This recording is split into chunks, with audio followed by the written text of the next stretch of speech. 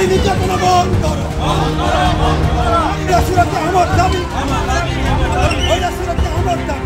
दाबी हमर प्रदेश कांग्रेस कमिटी सभापति सम्मानीय श्रीयुक्त भक्तचरण दास आह्वान क्रमे आज सारा राज्य रे नारी निर्यातना नारी निखोज महिला निर्यातना एवं गणधर्षण आज आमर प्रत्येक ब्लॉक रे आमर मशाल शोभा यात्रा माध्यम प्रतिवाद करा जाउतला महिला मानक सुरक्षा पाई नारी मानक सुरक्षा पाई आज राज्य रे जो भली भाव रे नारी निर्यातना बढ़ी चलती गणधर्षण बढ़ी चलती नारी निर्यातना बढ़ी चलती बालिका निखोज चलती तार प्रतिवाद रे आज प्रदेश कांग्रेस कमिटी सभापति डाकरा देइचंती आज बिंझारपुर ब्लॉक कांग्रेस तरफ आज बिंझारपुर कांग्रेस कार्यालय ठारू आमे बिंझारपुर बाजार रे